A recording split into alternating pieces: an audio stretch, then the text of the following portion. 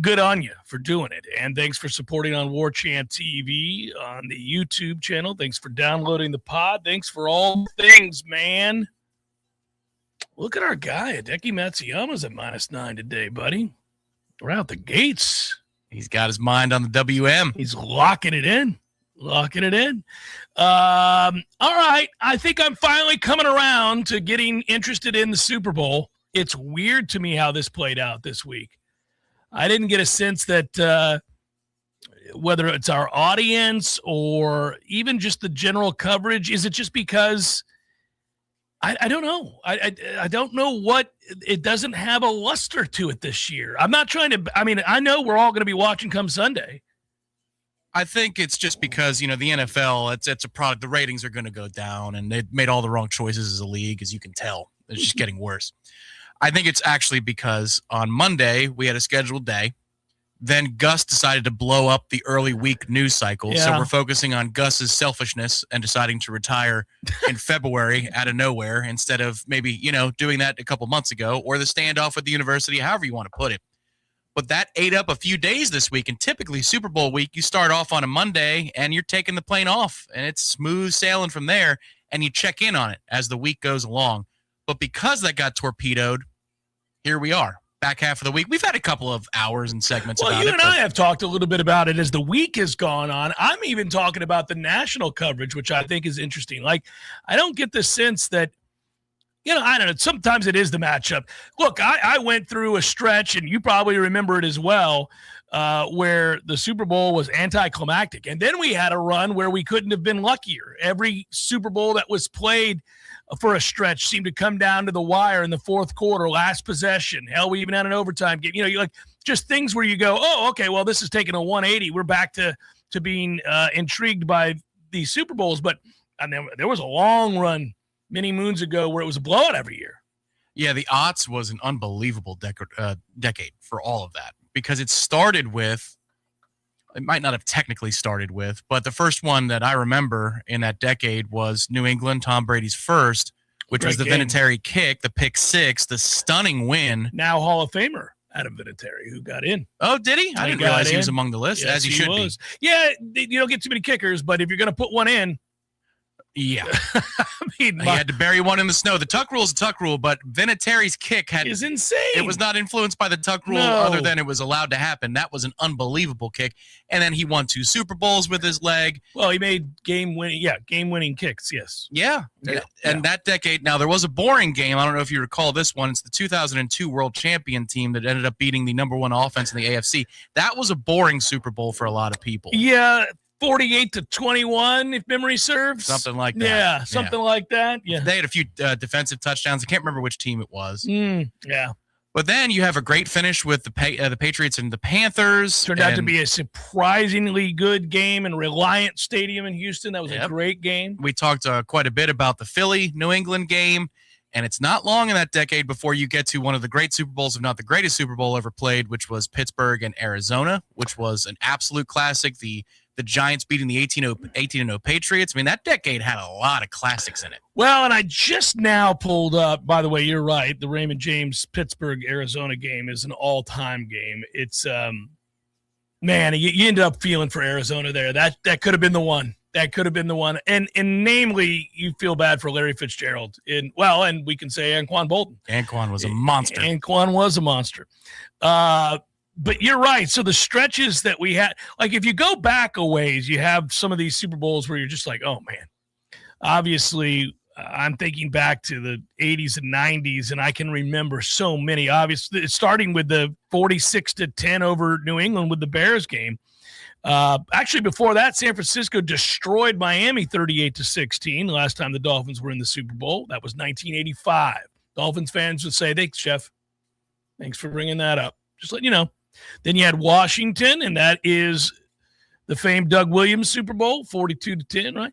You have San Francisco over Cincinnati, which is a great game, 20-16. San Francisco kills Denver 55-10. Yeah, we go on and on. There were some blowouts there.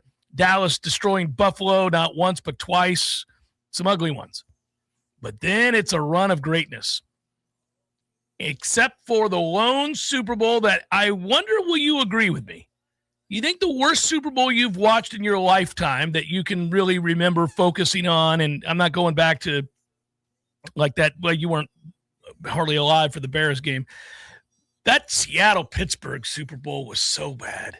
21-10. It was so Seattle-Pittsburgh, that was February 2006. That was the last time I ever had a Yingling in my life because a guy hosted a party. Everybody got the flu. It was freshman year, Florida State. It was my first month being at Florida State. And everybody got – we used it for Pong. We used it for Flip Cup.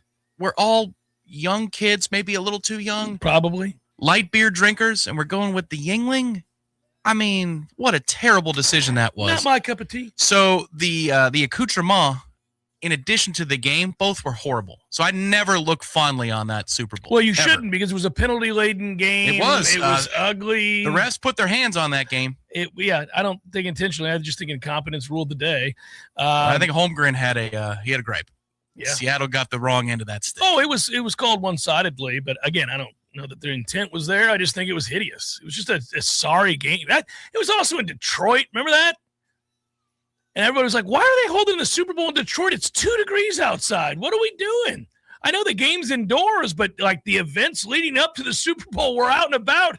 It's 2. What are we doing? What are we doing?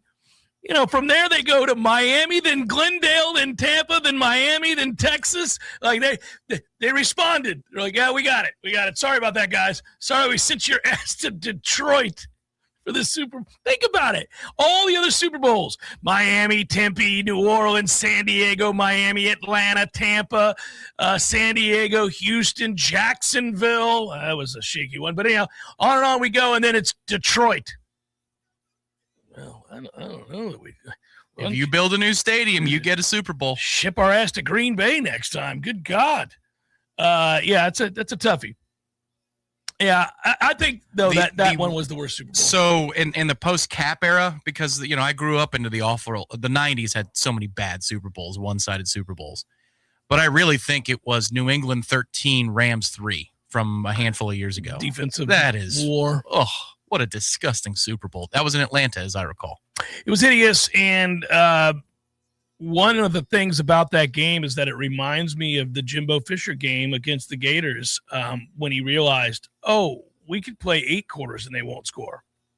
There was one play that the Rams had a chance to change the game, and it was a deep shot to the end zone by Goff, and McCourty saw it. McCourty broke off of his responsibility and tipped the ball away. Yes. Goff was a little bit late on that throw. If he's on time, it's a touchdown, and maybe we get a classic finish for an ugly game, but we got nothing of the sort. Mercedes-Benz Stadium in Atlanta, and that game was it's when a coach, and there's nothing wrong with this, but when a coach realizes it, man, they can't score. Unless there's a busted play, they can't score. I mean, that's the third, fourth quarter of the Denver New England AFC Championship. Yeah. It's like punting is fine. Yeah. I'm thinking about kneeling 3 plays in a row and punting. Yeah. Yeah, well, we had a stretch, Kansas City, Philadelphia, 38-35, Kansas City, San Francisco, great game, 25-22. But then, yes, as one of our viewers points out, Philadelphia, KC was not good, 40-22. That was an ass beating, although I was happy about that because I don't love Philadelphia for sure, but we all had Kansas City fatigue at that point, so I was fine with that. I just, I sound like everybody else whose team's not in the Super Bowl. Just give me a good game, man. Just give me a good game. To that end, by the way, Lee Sterling will join us. He'll join us in the third hour. I mentioned it on yesterday's show. His daughter, Brooke, has been killing it. And what I mean by killing it is she predicts the anthem as she actually is a singer and has performed the national anthem in professional venues all over the country. Yeah, Soldier Field being one of them. Yeah, Soldier Field being one of them. This year, right? Could be. Was it this year or last year? There were several years ago. Yeah. In the brisk cold, which is not an easy assignment. No. So she's had a handle on this. How good a handle? She's 10-0-1 in the 11 picks that she's made on the over-under documented in the anthem. And the only reason that there's a push on the one was that Reba doubled down on the final line. And by the way, the books that year paid out both sides because they understood that the anthem was over, but she extended it by saying the same line. Get the papers. Yeah, right. Said the same line twice. What are we doing here? So they paid out. I will say Gave proof to the night. It's important that she be good now because all hands on deck. Everybody knows this is a winner. I don't think Lee's ever been under more pressure than he's under right now to make sure that Brooke gets this right because people, we knew because we've had Lee on for 25 years, but she was a little girl, then went to high school, and I remember she was a flourishing actress and a decent athlete, but he would always talk about what a great singer she was. And, when I don't live in Miami, I don't know. I had to trust him, right? He's like, no, she gets to sing at all these different events. And then she started getting gigs. She sang for the Panthers. Speaking of which, quite the ass kicking they took last night at the hands of the mighty Tampa Bay Lightning, who reclaimed the supremacy of the state. But anyhow, there's that. And then she started doing football games and all this. And I'm like, well, he's not kidding. And then she started predicting the over-under length of the national anthem, and she's 10-0-1. This is the thing. There's a lot of pressure, but there's also going to be regression at some point. Right? I mean, I think the books have gotten a lot better on guessing the length. Like they've put more time into figuring out. It's still an autoplay. I'm not saying don't play it. The track record is a track record. But, I mean, if she were to lose 3 of the next 4, it's still a good bet that 5th year. It's just the way this works. 10-0-1 is an unbelievable start. It's a run. It's a run for the ages. Yeah, I'm with you on that. He'll join us in the 3rd hour. Mom will make her final pick of the year. For us in the 2nd hour. Rest assured she can. This has been decided. It has long since been decided. But in honor of the tradition, we will go ahead and get her pick. I'm fairly certain that she's going to pick Seattle, as I think you are and I am, right, as we sit here today? Yeah. I think if this number was up to 6.5 or 7.5, we could have a wager on the spread. But it's a tough ask. I'm hoping for a great game, and I wouldn't be stunned if New England won. I do want to go on record. I think a lot of people would say they would be stunned if the Patriots won. I wouldn't be. As long as May doesn't look like C.J. Stroud from a confidence standpoint, New England has a chance. Well, it's only a 4.5 point spread, so clearly they think the game's going to be good. Which is interesting because anecdotally, you speak to the public about this game, they all think it's a blowout, they think it's a foregone conclusion, and yet the line doesn't move. So maybe the public is not taking that talking point to the betting window. Well, if you think about it this way, you try to tell the story of every game, and this is where understanding, odds and spreads and all that kind of play a part. They got the total set at 45.5.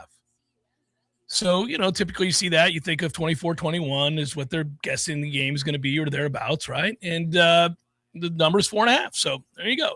They're basically begging you to take the Patriots +4. If you want the underdog, take the Patriots +4.5 and go from there. But the different results that I've kicked around in my head from a gambling standpoint have much more to do with, all right, worst case scenario, New England gets blown out. There is no scenario in which New England blows Seattle out in my mind if I'm creating the story in my head. Okay. Listen, things happen if you turn it over 5 times. I was just going to say, if Sam Darnold decides to go back to...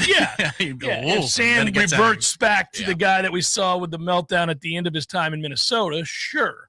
But he's been really good in the playoffs, as in he was the reason they won against the Rams. Like, he went nuts. So, assuming that's who he is now, or some semblance of that man, then Seattle should win. What I want to see is 27-24 coming down to the final possession. Give me that. Give me that all day. I would love that. And New England's defense might be good enough to make that happen. You want to shorten this game if you're now the NFL Coach of the Year, which he was voted last night. If you're Vrabel, shorten the game. Try to run the football, obviously. And if you're able to do that, fewer possessions, not more possessions, you got a chance to be right there in the 4th. Yeah, they do. I have a hard time seeing either team get to the 30s, but I could be wrong. This could just be a spanking, and maybe New England's schedule, the regular season, which was awful. New England's run in the postseason against the quarterbacks that they had to face. It also was a pretty choice path to this game for New England in the postseason too. The only thing that was difficult for them was what Drake May was going against week in and week out, which was murderer's row of defenses. And that doesn't exactly slow up on Sunday because Seattle's incredible at defense too. Just got done reading the story before I came in here, Tom, that it all at once made me laugh, but it also depressed the hell out of me. And it's just like, as Noles, we're just getting kicked all the time right now when it comes to, to football. Oh, nothing egregious, nothing salacious, nothing like somebody didn't just up and leave or quit or anything like that. But it's about a certain prominent, famous YouTuber who's willing to give in the neighborhood of $100 million to an also-ran program so that they can matter. And I'm sitting around going, well, everybody's got somebody apparently. They all do. And all those people not only exist, they can't wait to tell you all the things they're going to do. They love the publicity to boot. And we could use that shot in the arm, Tom. We could use it. I don't know how much money Bert Kreischer's made in his time out in Hollywood, but God. I mean, I know we can roll our eyes at Bert Kreischer, and I'm with you on that. But if he decided to cut a check for $100 million, you might change your tune. I think if you were trying to describe where this country is in like 5 people, he'd be one of the 5. Yeah, Bert Kreischer. That's where we are. He's a Nole. And respect for that. He loves Florida State. And he does love the hell out of Florida State. Uncomfortably so, but write the check, Bert. Write the check. There is an army behind him. And I'm like, man, it's the same feeling I had like when Barstool got popular. I'm like, okay. All right. Yeah. Logan Paul, anybody? Nonetheless, $100 million. Write it out. Write that check, man. Come on, Bert. Let's get to. Wave the shirt over your head. Yeah, let's go. Let's go. Do all the things. You can charge the field butt-ass naked if you want. If you're going to cut a check for $100 million. Chef Cameron Show 93.3 Real Talk Radio, Warchant TV. This is Shannon Young with Cross Country Mortgage. You've probably heard the saying, marry the house, date the rate. Here's what that means. If you love the home, do not wait on the perfect interest rate. You can always refinance later, and I can help you plan for that from day one.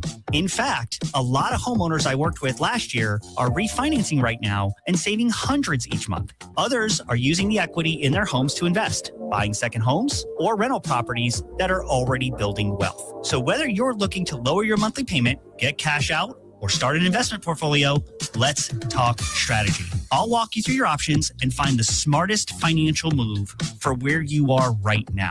You can find me at loansforknowles.com. That's loansforknowles.com. You can reach me at 954-369-6171. That's 954-369-6171. I'm Shannon Young with Cross Country Mortgage, and I want to help give you the keys to your next opportunity. Hey, no fans, our partner ISF Inc. is a national management and IT consulting firm located right here in Tallahassee, Florida, solving the future for state governments through strategy, process, and technology. As a trusted advisor for state governments, ISF knows the importance of defining a clear and detailed strategy. Our friends at ISF can help your organization create a strategy that sets you on a path to success. ISF, your vision plus our expertise brings your brilliant ideas to life. Visit ISF.com to learn more. ISF, solving the future. T-Spark Enterprises, roofing and construction services. T-Spark, T-SparkConstruction.com. We conquer all peaks, we fix those darn leaks. Call 850-766-1340. T-Spark Enterprises, roofing and construction services. T-Spark, T-SparkConstruction.com. License number CCC 1331204. Barry knows cool, he's keeping you comfortable. Barry knows cool, you can put him to the test. Barry knows heating and air conditioning, keeping you comfortable.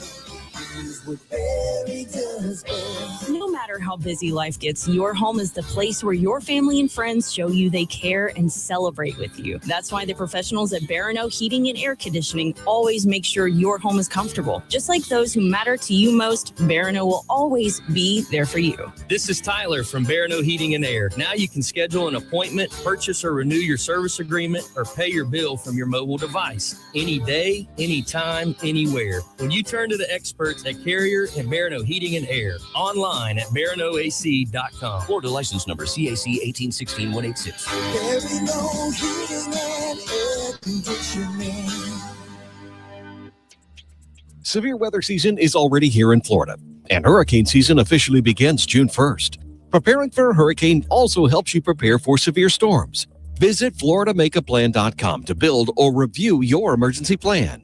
Take time today to review your plan, check emergency supplies, and know how you'll stay informed. Brought to you by the Florida Division of Emergency Management, the University of Florida, and the Florida Association of Broadcasters. From the championship stage to coaching change and everything in between, Warchant.com remains your home for the best FSU football coverage in the business. Brutally honest columns and features, market-leading multimedia presence across video and podcast, the largest FSU fan community with a staff that combines for over 100 years of experience covering the Noles. When change comes, Warchant.com is your home for analysis from every angle. Warchant.com, your ultimate Seminole sports source. Sign up today. The Jeff Cameron Show is a production of the Warchant.com Multimedia Network. Check out Warchant.com today for the latest news inside Florida State athletics. That's Warchant.com. Now, back to Jeff on Real Talk 93.3. Side note, has nothing to do with nothing, but it's a Libations Friday, and we often get off the beaten path and meander and talk about any number of things. You know, few things in my life. I'm 54. I say that all the time now just to let everybody know that I'm old. Anyhow, the point would be this. Very few things. Now, you know, you can think of other moments. And one of the things that sucks about getting older, there are a lot of good things about getting older, but there are a lot of bad things too. And anyhow, you kind of balance that and ask yourself what you think about all those things and you process it. But one of the things that I don't like about getting older is you lose a sense of wonder because you've experienced enough things enough times that it's not that big a deal to you. It's like never again will you enter a stadium for the first time. But the first time you did, it was a big damn deal. Never again will you enter, you know, any number of things, right? So those things, you can rack them up and rate them however you like, right? But I wish I cared as much and had a sense of wonder the way that I still am struck by occasionally when I see or hear an ice cream truck, the way that I did as a child. Oh, wow. Okay. Saw one on my way in. I was leaving my neighborhood, and there was an ice cream truck. I was like, people are at school. Why would you be out now? But the inner child in me, the Jeff Cameron from when I was 8 or 7 was like, ooh, do you hear the sound? Because I did. I had my windows down. It's beautiful outside. And I had come to a stop sign, and I heard the do-do-do-do-do-do-do-do-do-do-do-do-do. I went, what is that? And I looked around, and there it was, adjacent, a block over, turning the corner slowly, as ice cream trucks do. And I thought, do you remember how excited you'd get playing in the front yard with your friends from the neighborhood, perhaps a pickup football game, kill the carrier, something like that?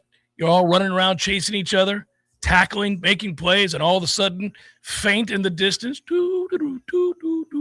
And every kid there immediately stopped what they were doing because you realized you had precious little time to get to your house or at least a very nice friend's house whose parent could then give you the $1 or $2 or whatever it was to be able to meet said ice cream man, ice cream woman in the truck. She was going to keep going. You were going to get passed by.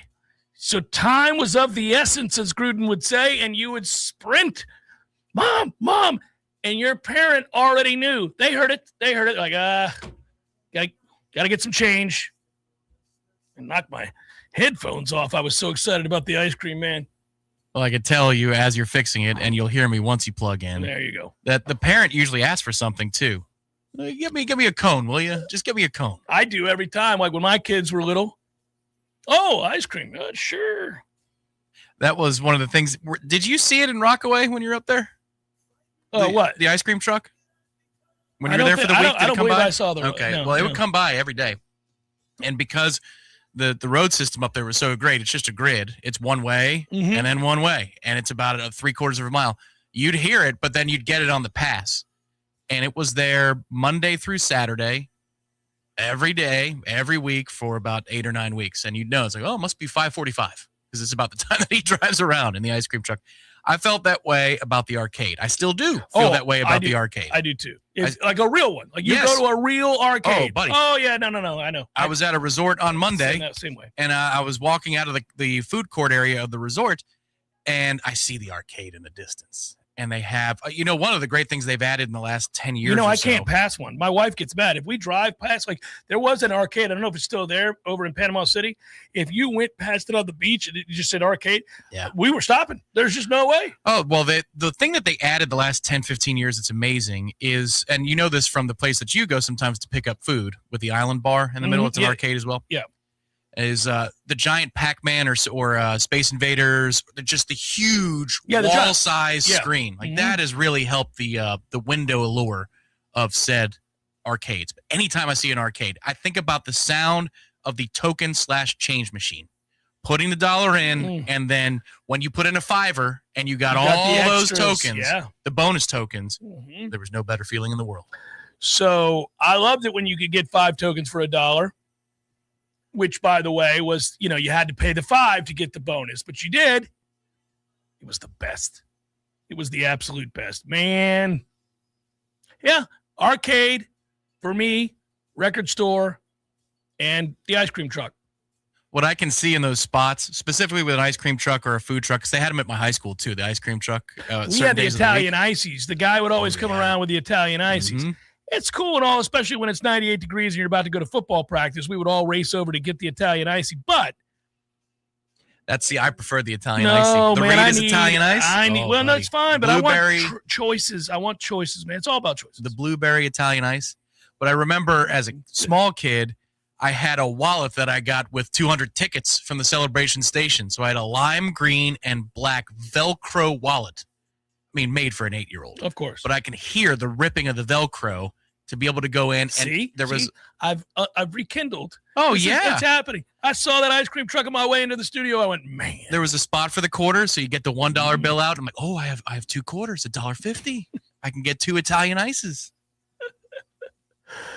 Oh, man. But see, this is what I mean. It all at once makes me smile because it happened. It was a thing. You really did feel that way, but you'll never feel that way again. Really about anything.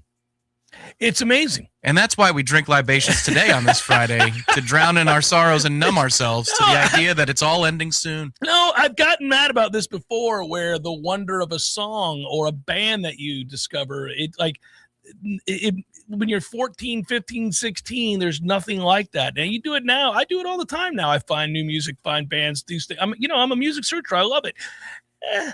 I'll be happy that I discovered somebody that I like and maybe explore their catalog.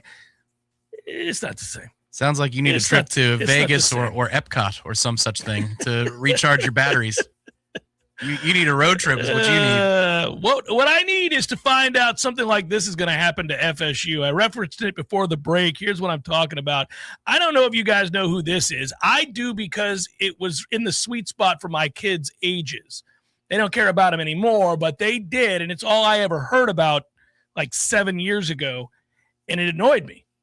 But, you play along. Have you ever heard of Mr. Beast? You know who that is? Yeah, social media guy. Hey, I've got money for you. He's an influencer. Yeah. I immediately, when somebody's like, oh, they're such and such, what do they do? They're an influencer. Okay. Isn't he the guy that donates to people, but he shows the world that he donates to people? So you always feel a little icky about him donating to the people, but you're glad he donated to the people? Well, he has contests where people could win $20 million and whatever. And then he'll give such and such money so long as this happens. It's like a game. He challenges his friends to remain in one room, in a dark room, for 3 days at a time. And if they do it, he'll give 10 million to this charity and $1 million to the person. What? Things like that. That's the way I understand it. Now, he's had shows and other things since then. I don't watch any of it. It doesn't interest me, but I know of him. Why do I bring up Mr. Beast? Well, I bring up Mr. Beast because the headline reads, iconic influencer hints at $100 million move tied to college football. Well, I saw that headline and I thought, oh, okay, so this content creator, which sounds better than influencer, is flirting with the idea of donating $100 million. I said, to whom? And then when I read, I found out that he is from North Carolina and would, in particular, I guess, want to give to East Carolina. Oh, good. if you said the Tar Heels, I was No. going to say those coddled MFers, every break they can get. Okay, the Pirates, go for it, man. That's funny. So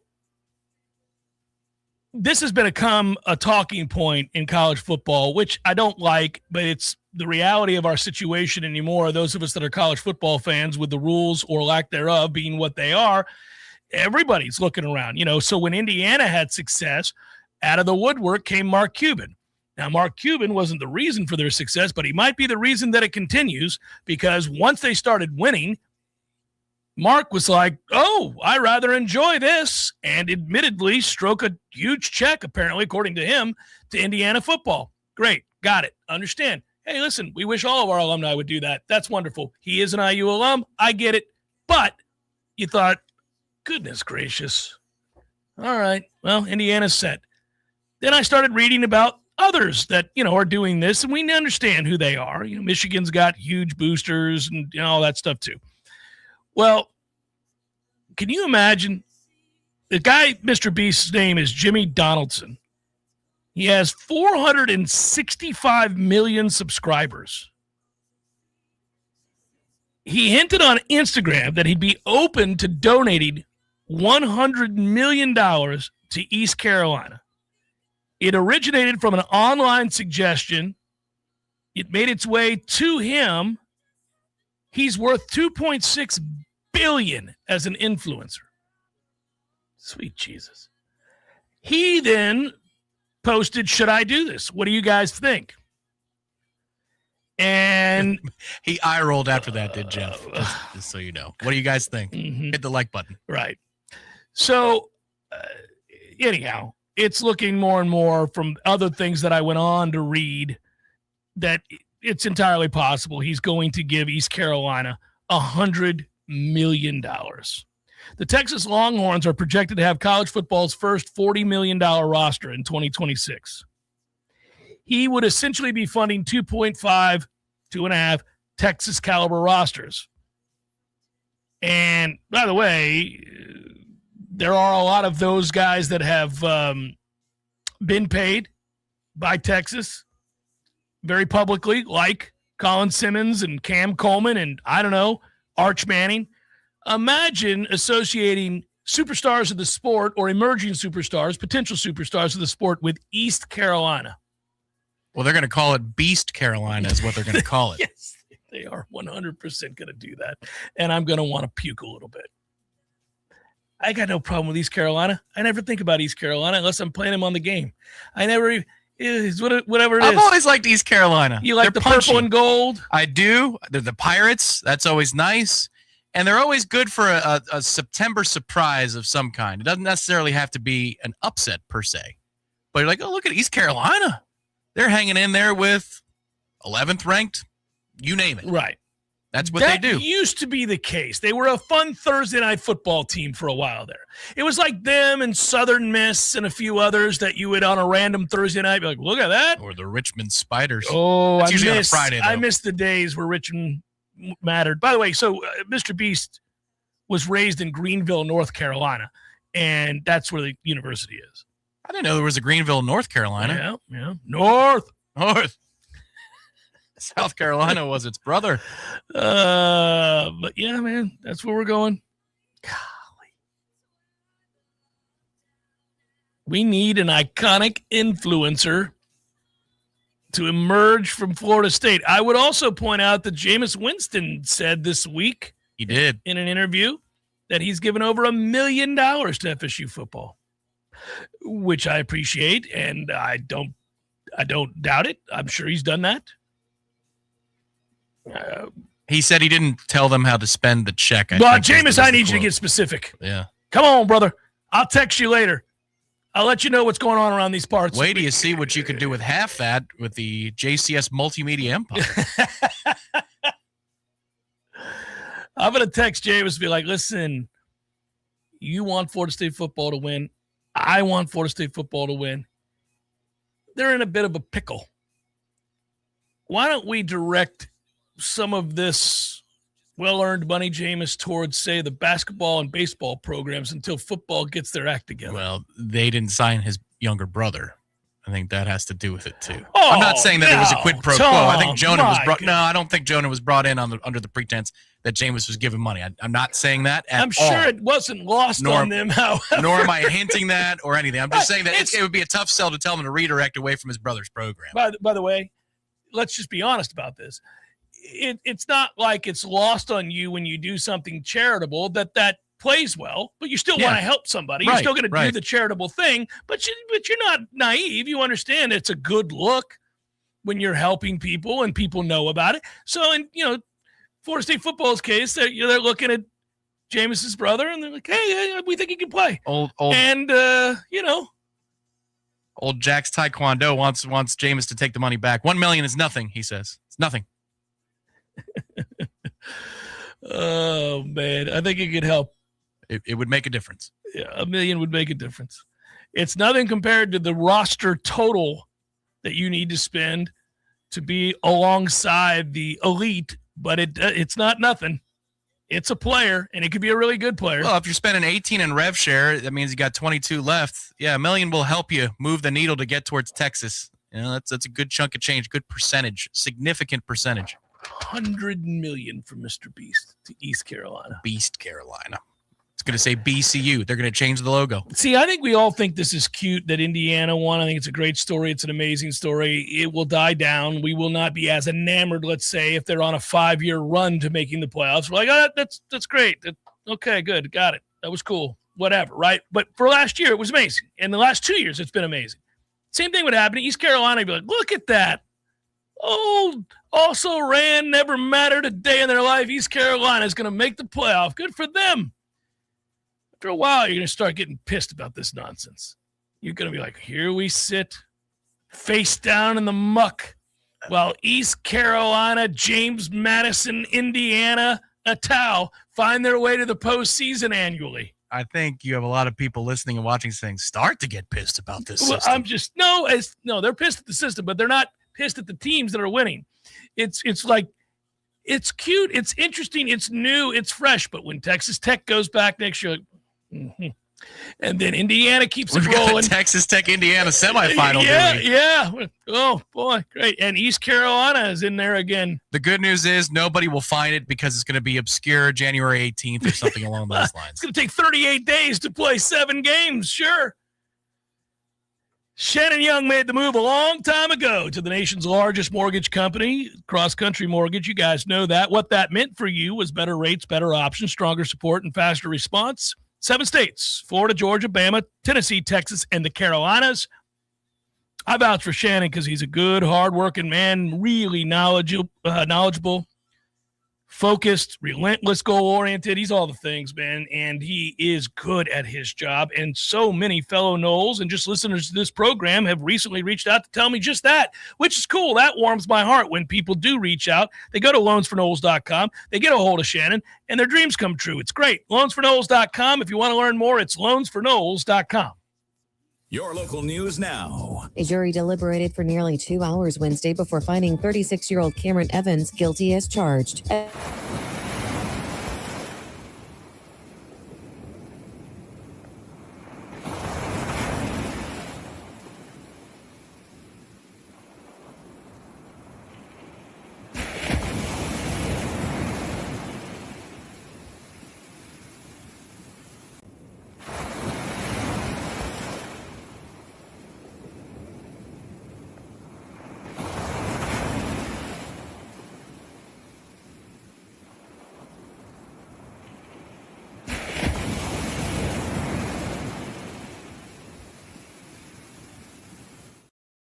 Local news update brought to you by Macklemore Systems, Tallahassee's go-to Mac store. Check them out online at MacklemoreSystems.com.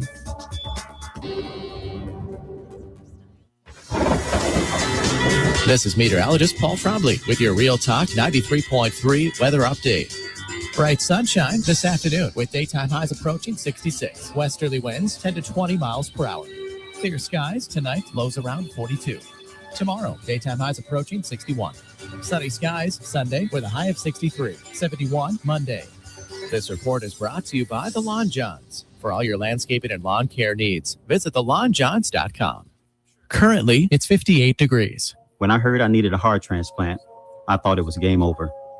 All I could think about was the memories that I wouldn't be able to make with my family. Then an angel entered our lives as an organ donor. Their decision to register as a donor saved my husband's life. Save lives, say yes. Register today as a donor at donatelifeflorida.org. This message is sponsored by Donate Life Florida and the Florida Association of Broadcasters. Hey, Jeff, what's up, buddy? I was just thinking, I never tell you that when you grow up, one of the things that you'll miss are the games that you created with your friends in the neighborhood. Oh, good days. So I would have my buddy come over, and then we'd make up these games that were kind of like a hodgepodge of every game that you've ever played. Kind of like the bikes we built. Correct, yes. And it's a grand experiment. In the beginning, nobody knows how to play the game, and you argue about what the rules are going to be. And in the end, everybody knows how to play the game. By the end of that summer, you know the rules, the neighborhood know the rules, and you play that game like it's the greatest game ever played. But they still try to break the rules, right? Oh, if you ain't cheating, you ain't trying. But at the end, Eddie, you're never going to play it again, and you'll think about it the rest of your life. And the best game you ever played was that game. Never been a better one. Hey, you want to have a Gordo Smash, Jeff? I do. I'd like that. Gordo's, bringing the flavor and flair of Cuban food to Tallahassee since 1996. The Jeff Cameron Show is a production of the Warchant.com Multimedia Network. Check out Warchant.com today for the latest news inside Florida State athletics. That's Warchant.com. Now, back to Jeff on Real Talk 93.3. Chance for the Noles to keep it rolling. I know most people not paying attention, but Florida State has moved to 10-12 and 3-6 in the ACC. They're facing a team that is beneath them in the standings and somebody that they should be able to beat. It is a road game, however, and I would like to keep the win streak going. I'd like to see this thing move to within a game of 500 and get to 4-6 in the ACC. They can't afford a loss because they are all alone currently in 12th place in the ACC, so you don't want to have a setback against a bottom feeder like Notre Dame. I know it's tough to overcome the surroundings. You're driving, flying to the dump of a town that is South Bend. But the game's played inside, so you won't have to look at this sad, downtrodden, and awful, awful city that is South Bend. You'll be able to go and enjoy yourself in comfortable temps while you win a basketball game. We hope on the road against struggling Notre Dame, 11-12, 2-8 in the ACC. They've lost 7 of their last 8 ACC games. Keep it rolling, boys. This would solidify your place to ensure a spot in next month's ACC tournament in Charlotte. At least continue to do that. I get it. Modest goals. Not something we champion and get all that excited about. But given what they were and where they were sitting, this little turnaround's been pretty nice. Let's hope they can keep it going. You could have a magical week in Charlotte this year. You never know. No, but you got to be able to go to Charlotte to be able to have a magical week. You're not going to have a magical week. Hey, they gave North Carolina a tussle on the road. They gave Duke a battle at home. They hung with some other teams that were much better than them from a talent standpoint. Started with Florida. They didn't play terribly against Houston on the road. As poor as Houston is, I know that they're broke over there. Tom just broke. You got to give yourself a shot to have one magical week. You don't need this slip up. You had a week to prepare for it, and then next week you got to split that. You got Virginia at home and Virginia Tech on the road. I think you're probably leaning towards trying to win on the road rather than the Tuesday night tip with the Cavaliers at home. But you never know. You don't know. You never know. You don't know. Nobody just strolls on into the TLC unless they're NC State. That's right.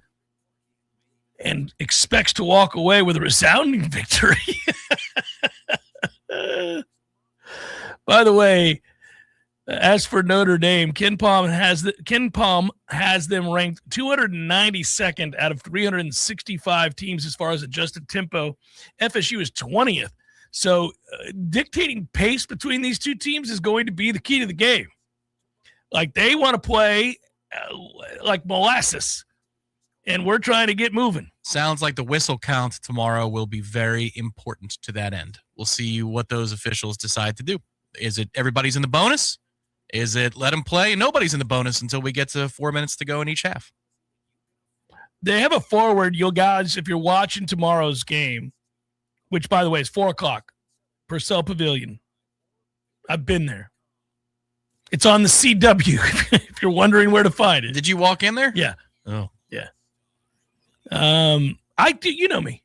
I get to a campus, buddy, and I'm an explorer. That specific town, I think I'd put on a sleep mask and just have somebody guide me to where I need to go.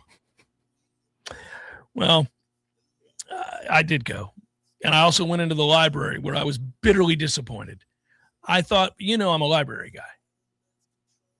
Oklahoma's library, impressive. Many schools that I have visited, very impressive libraries. It's a place of higher education. It ought to be. You would think old-ass Notre Dame, prestigious as it is, would have an inviting library. But instead, sterile and sorry. Modern, it's garbage. It's a garbage library. Maybe you should have gone to the theology library and perhaps it would have been nicer. Maybe. It was a shaky situation at Notre Dame. I was disheartened. There were a couple things that were nice, but library wasn't one of them. Anyhow, Jalen Harrison's a good player. They've got guys that knock down threes, so we got to get out and extend. They actually do shoot the three-point shot well. Marcus Burton can shoot. He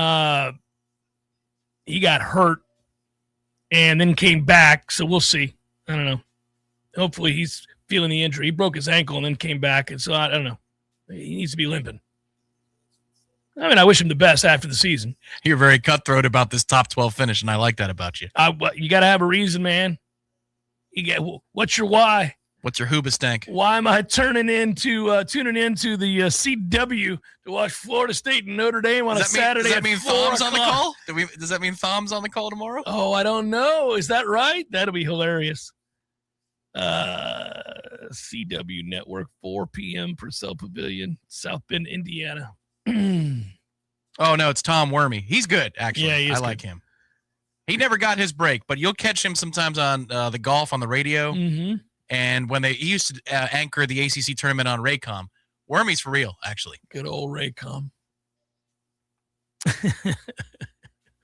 By the way, this is the first Super Bowl in a long time. And I shouldn't even say anything because I'm going to curse myself. I know this is ridiculous. I shouldn't bring it up, but I'm going to bring it up.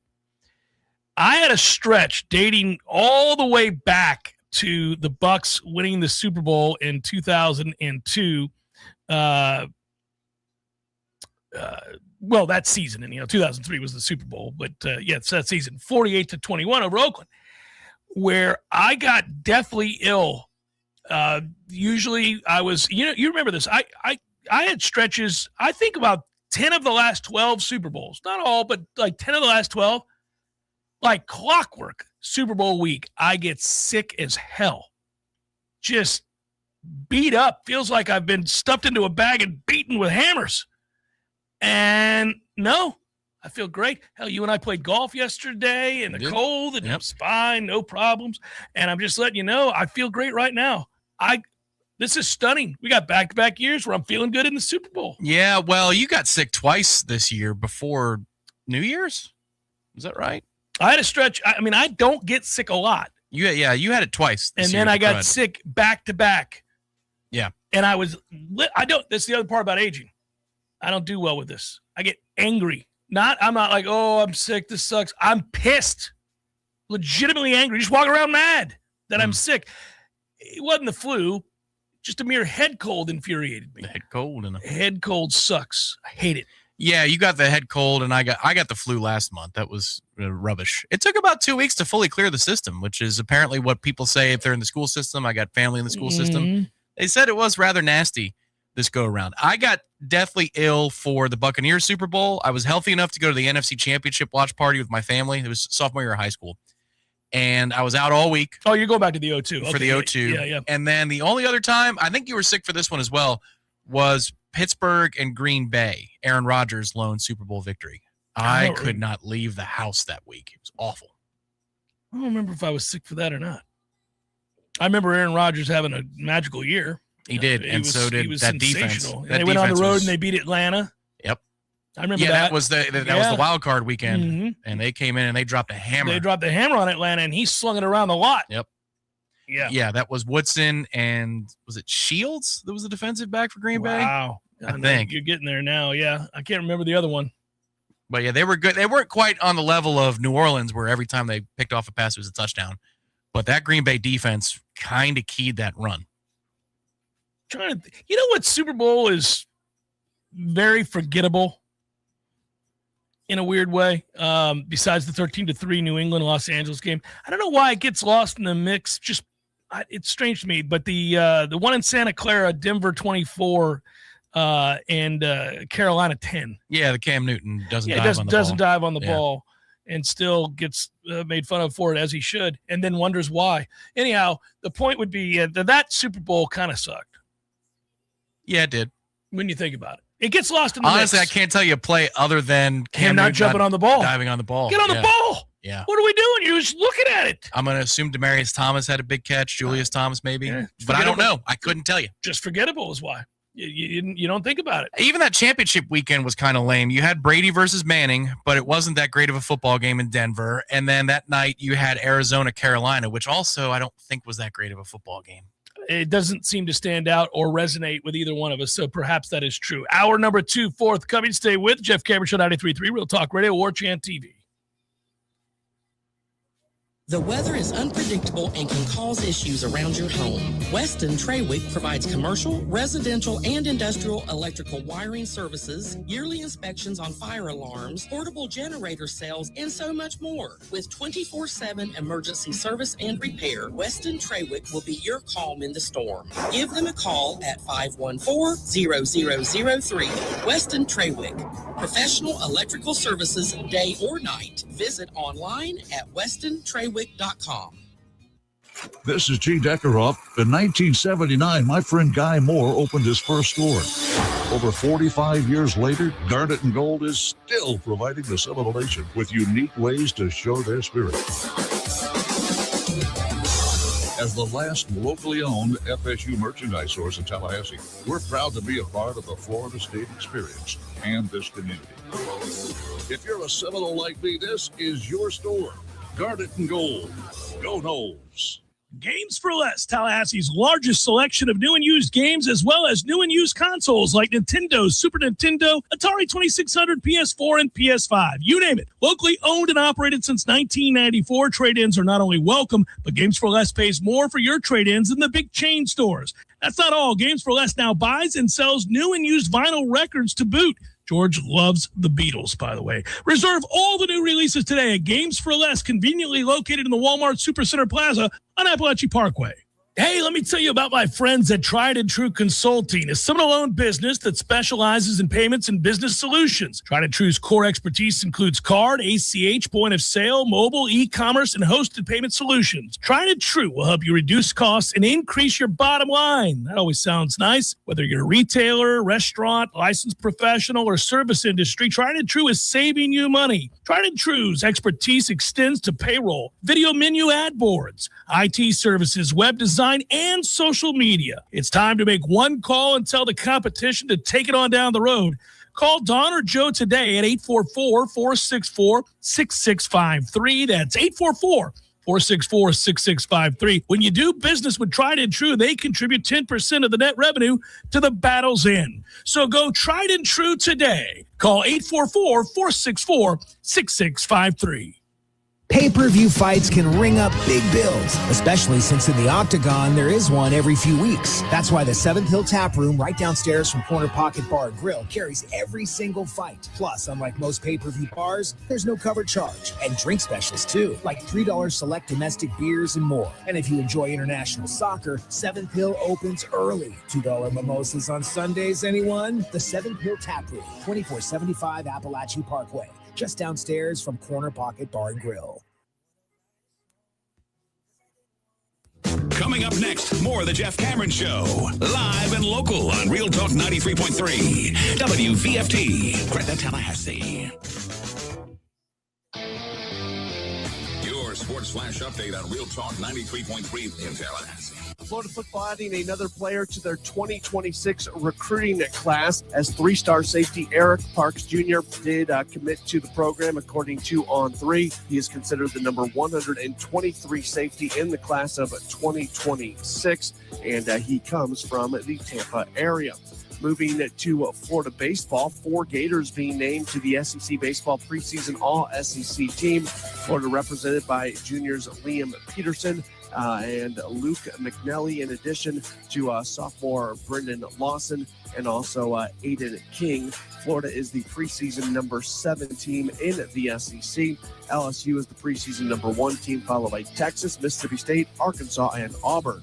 This Sports Flash is presented by Progressive. Bundle auto and home, renters, or condo insurance and save with Progressive. I'm Matt Pauley on Real Talk 93.3. Why'd I go to the doctor? Working on the farm, my heart kept skipping a beat. I didn't think much of it, but my daughters made me get checked out. Turns out I have atrial fibrillation, which increases the risk of stroke about 5 times. Symptoms like irregular heartbeat, heart racing, chest pain, shortness of breath, fatigue, or lightheadedness can come and go. But if it's AFib, the risk of stroke remains. If you have symptoms, contact a doctor. I'm so glad I did. Visit notimetowait.com. Sponsored by Bristol Myers Squibb and Pfizer. Chick-fil-A's new frosted sodas and floats. It's a 10 out of 10. Hey, this is Lizzie, a team member at my local Chick-fil-A. And a little thing I love about the Chick-fil-A chicken sandwich and new frosted sodas and floats is how well they go together. You will love having your favorite soda blended with our creamy ice cream to make a new frosted soda or float. With the mix of the ice cream and soda fizz, it's so delicious, I call it Fizzalicious. Order a Chick-fil-A chicken sandwich and a new frosted soda and float at your local Chick-fil-A restaurant. Real team member paid for their testimonial. What do you need tires on? Your car or truck, tractor or heavy equipment? At Nice Tire and Auto Service, we have tires for all of these needs. And we service your vehicle from air conditioning and computerized alignment to oil changes and everything else under the hood. Call Nice Tire and Auto today at 574-4100. That's 574-4100 for your scheduled maintenance. National accounts welcome at Nice Tire and Auto Service, 4792 Bluntstown Highway, just west of Capitol Circle. Tired of calling 1-800 numbers just to get put on hold? Flush those numbers down the drain and call Terry West Plumbing and Septic Services, now offering Terry's Toilets, providing clean, reliable porta potties for any job site, special event, or backyard party. Real local people doing real work. No robots, no AI, no call centers. For all your septic services and portable restroom needs, one local call wipes away the competition. Call 850-510-8558. That's 510-8558. Or visit terrywestplumbing.com. When you call, we answer. It's where you raise your kids, where friends become family, where every corner has a story worth telling. It's your neighborhood. At ABC 27, we share those stories, bringing you news that connects communities, builds pride, and reminds us we're part of something bigger. We are ABC 27, in your neighborhood. Love to compete on the dartboard? Then it's time to head to the CP. The Corner Pocket Bar and Grill is Tallahassee's premier dart bar, featuring steel-tip boards and soft-tip internet play. The Corner Pocket hosts leagues and tournaments regularly. Just check out their social media to find a time that works for you. And in between games, grab a pint and a bite in the cool AC, or enjoy yourself outside on the deck. Whether you want to catch a game or start one of your own, the place to be is the Corner Pocket Bar and Grill, 2475 Appalachie Parkway. Tallahassee loves the Corner Pocket.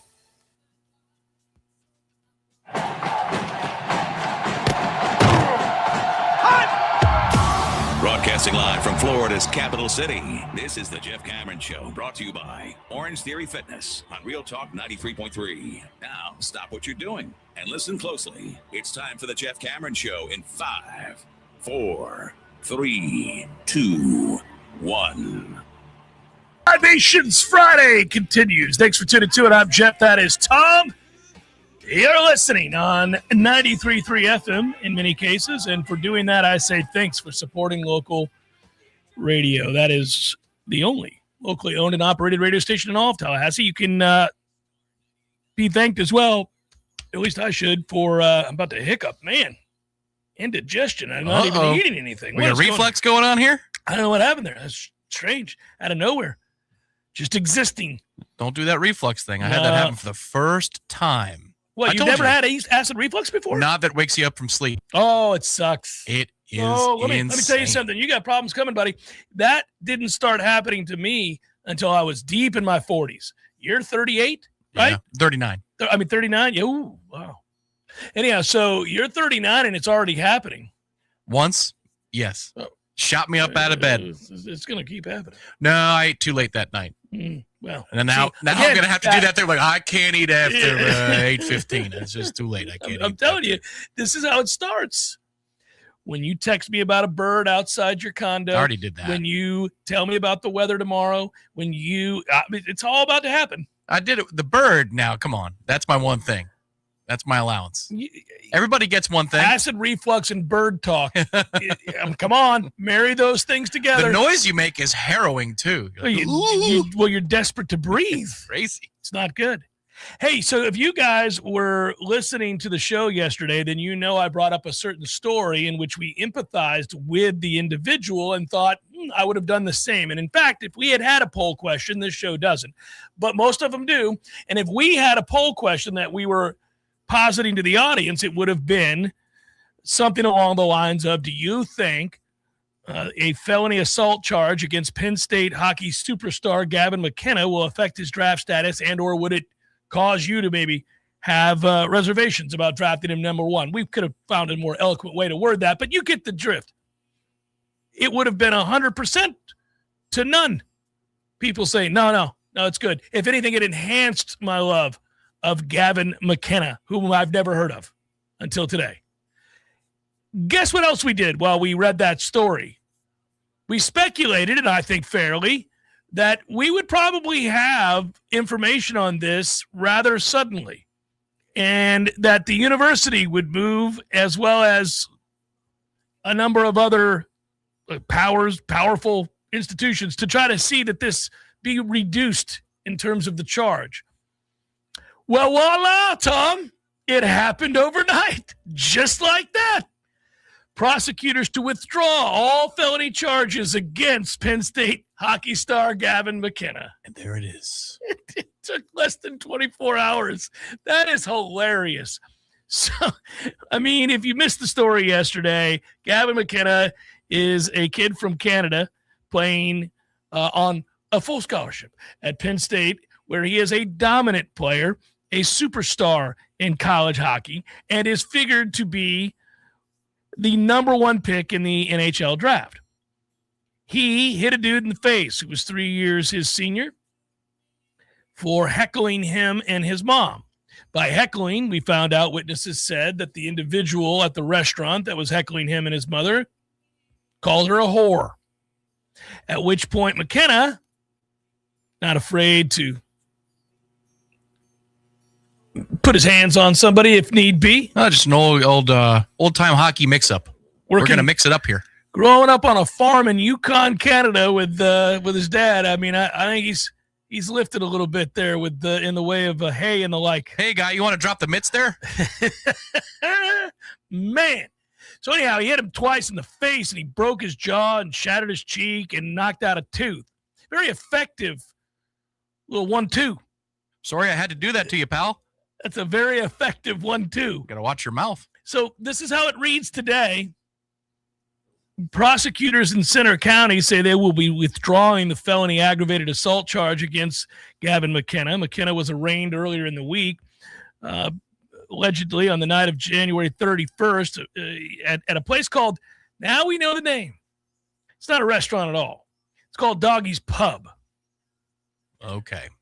So who reported restaurant? That should be fired. Initially, it was reported as a restaurant. Well, they probably serve food at the Doggy's Pub. I don't know. I wouldn't call it a restaurant. It's called a pub. That is not journalism there, sir. So outside of Doggy's Pub in downtown State College, words were exchanged, and there was a solution. McKenna punched the other male in the face, multiple jaw fractures, surgery, the whole kit and caboodle. Investigators say that the assault stemmed from the exchange of words between the victim's group and the people who McKenna was with. Upon further review of the evidence, Tom, prosecutors believe that McKenna did not act with the intent to cause serious bodily harm. Oh, no. He didn't know his own strength. I just love that it's like they don't even care. They're just like, no, we looked at the video and here, he's punching him in the face twice. But, that could have been anything. I really don't think he had any real intent there. I don't see where the bodily harm, serious bodily harm part of this can stand. We're going to have to dial it back. Also, they say that the act of violence against that individual did not meet the standard for extreme indifference to the value of human life. I concur with that. I don't think there was an extreme indifference to the value of human life. I'd throw that one out for sure. I have a harder time throwing out the no intent to cause bodily harm.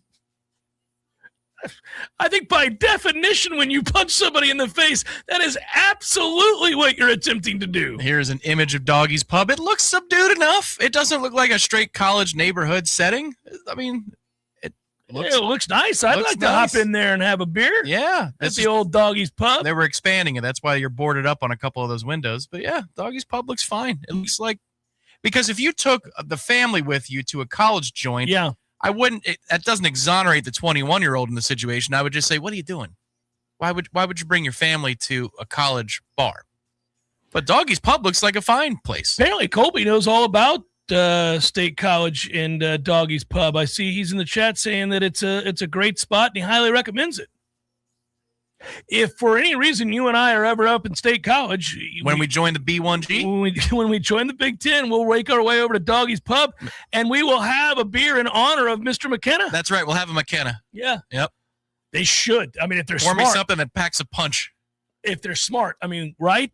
That's already been thought of by that owner by now. I mean, you're going to walk in today and ask for a McKenna. Yeah. Also, that's such a good name for a drink, too. Oh, yeah. 2 McKennas. Yeah, man. Oh, it's perfect. Done. We'll have to do a show from Doggy's Pub. We'll vow to do that maybe the Thursday show. I'm in. Officials say they will be withdrawing the aggravated assault charge against him. According to court records, he's still facing misdemeanor charges, as I thought it might be. That's a fine. 2 minutes, well worth it. Well, and it's basically falls under the umbrella of harassment and disorderly conduct. They should put him in a county jail that's set up like a penalty box right in State College and say he's got to serve 5 minutes in there. 5 minutes for defending his mom and fighting. I did laugh that in the article, and the local CBS station that was reporting this story said it's unclear how these charges are going to impact Gavin McKenna's draft status. Not at all. I think it would further enhance Mr. McKenna's draft status as a no-nonsense man. Yes. First of all, if you're calling a pub a restaurant, I question you. Secondly, you really don't know sports. This reporter has no idea what they're doing. They don't know the difference between establishments, and they don't know what draft status in hockey is all about.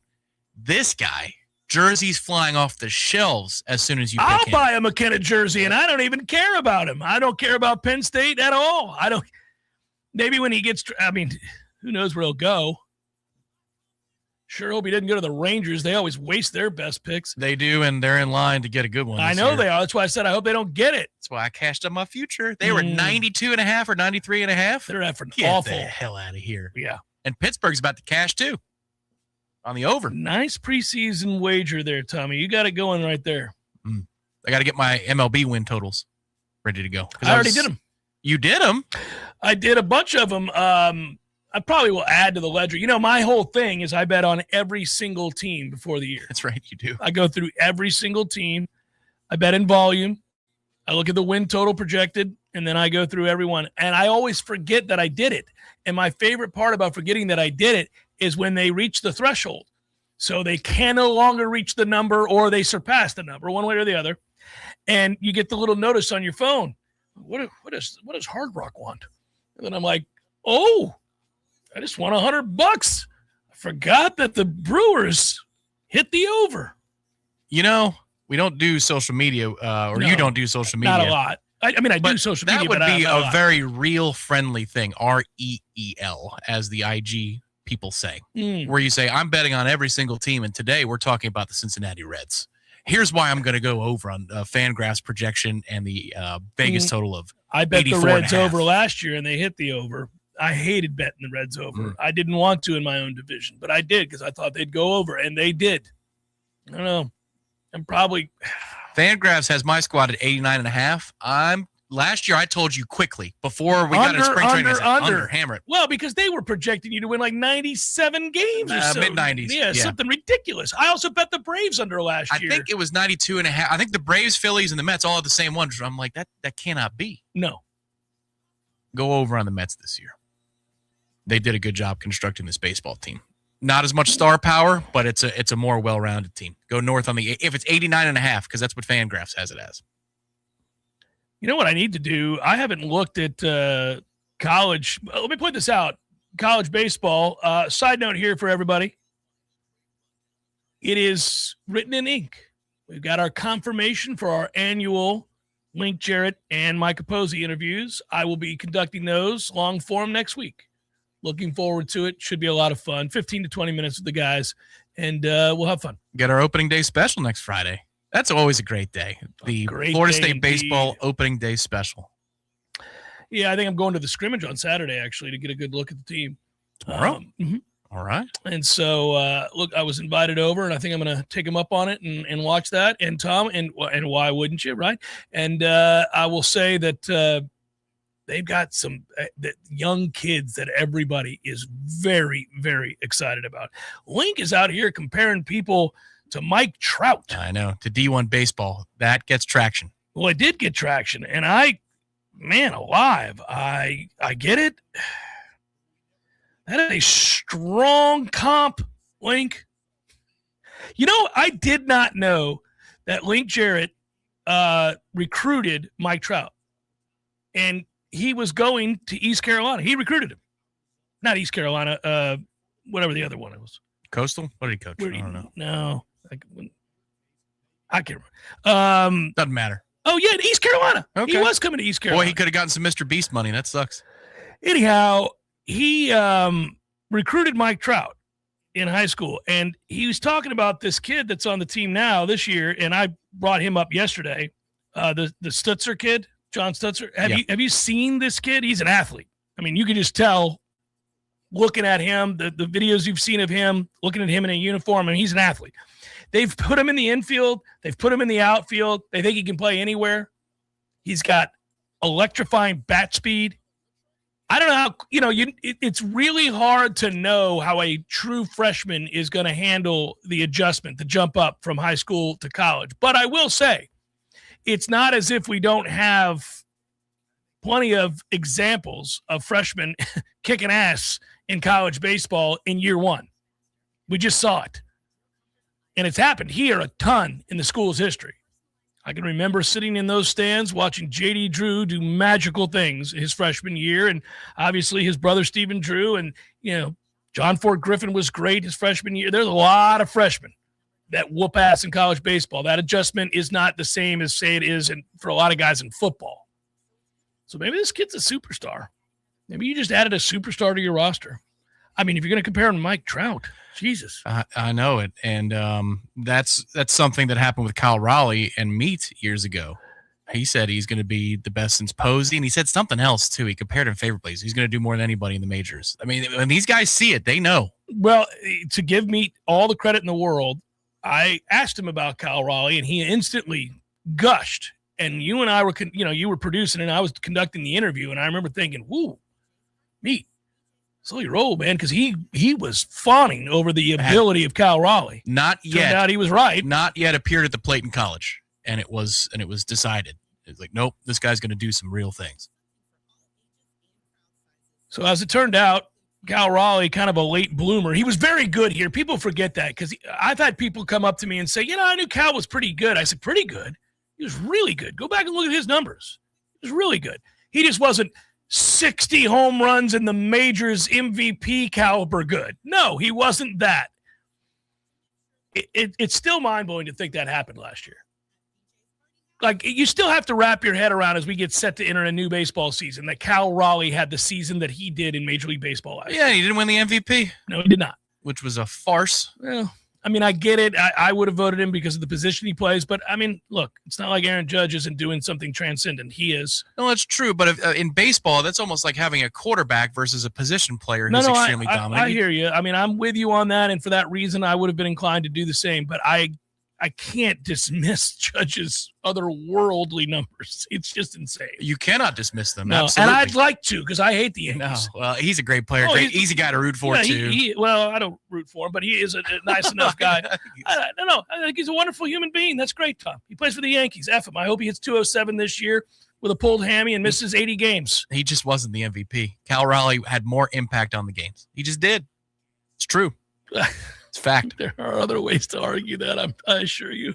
But he plays a good center field. No, he calls a good game is more important than playing a good center field. Well, and Judge doesn't play a good center field. He plays an average center field. There, but you're making my point for me. But he is transcendent as a hitter. It is insane. He is. It's absurd what he's done. And I hate him. Stop making me do this. I don't hate him. I had you taking sides against Paul Skeens yesterday. And now for today the for Yankees. Aaron Judge. For the Yankees. God almighty. I don't like this role-playing thing you're doing all the time. I'm just spitting facts. Where you seriously diminish the greatness of a player where I feel the need to have to rise up and defend. I'm just saying he wasn't the AL MVP. It's clear. I'm saying he's not the AL MVP. Cal Raleigh was the AL MVP. He is the AL MVP. As much as you'd like it not to be so, he is the reigning AL MVP. That's just voters blowing it again. That's what voters do is they blow it. It's the Jeff Cameron Show. We got to talk to my mom and have one last, I guess, I don't think we're going to disagree on who we got winning the game, but I'll get her pick next. Jeff Cameron Show, 93.3 Real Talk Radio, Warchant TV. You probably already know that Pinch a Penny Pools and Spas is your one-stop destination for all pool maintenance needs, offering everything you need from chemicals, cleaners, vacuums, nets, and more. But that's not all. Pinch a Penny also carries a huge selection of premium hot springs, hot tubs paired with easy financing options, making these luxury hot tubs affordable for everyone. And if you have an older hot tub and you're worried about the hassle of removing it, worry no more. Pinch a Penny will not only remove and haul away your old hot tub, but also offer a trade-in value for a credit towards your new one. So why wait? Visit Pinch a Penny's 12,000 square foot showroom today on Greer Road and discover how effortless and affordable owning a fantastic hot tub can be. Find out more at TallahasseeHotSpring.com. That's TallahasseeHotSpring.com. Hey, no fans, our partner ISF Inc. is a national management and IT consulting firm located right here in Tallahassee, Florida, solving the future for state governments through strategy, process, and technology. As a trusted advisor for state governments, ISF knows the importance of defining a clear and detailed strategy. Our friends at ISF can help your organization create a strategy that sets you on a path to success. ISF, your vision plus our expertise brings your brilliant ideas to life. Visit ISF.com to learn more. ISF, solving the future. Water is your home's worst enemy. It finds cracks, soft spots, and weaknesses. But not on our watch. At Gutter Solutions and Waterproofing, we're veteran-owned and built different, driven by detail and the pursuit of excellence. We install seamless gutters, underground drainage, and waterproofing systems that don't fail. Because when you live with discipline, water doesn't stand a chance. Gutter Solutions and Waterproofing. Visit guttersolutions.net. With us, it's personal. God gave us two ends, one to think with and one to sit on. Success in life depends on which one you use. Heads, you win. Tails, you lose. Hi, I'm Rick Hughes, host of The Flatline. Heard every Sunday morning here at 7:30 a.m. on Real Talk 93.3 Tallahassee Real Talk Station. Come join me 30 minutes of motivation, inspiration, and some education as I seek to reveal God's plan by teaching 10 unique problem-solving devices. Every Sunday morning, 7:30 a.m., 93.3 Real Talk Tallahassee. Honey, what are these mushrooms in our yard? Portobello? Huh. Let me take a look. Oh, Shiitake. I don't know, but our septic system is failing, and our whole yard smells like. Should we try to cook these up and eat them tonight? This is bad, Sheila. Well, we better fix it soon, or we're going to be in deep. Sheila, look. It's Crud Septic. Our prayers are answered. Call Crud Septic Service today. Pump outs, installs, repairs. CrudSeptic.com. That's CrudSeptic.com.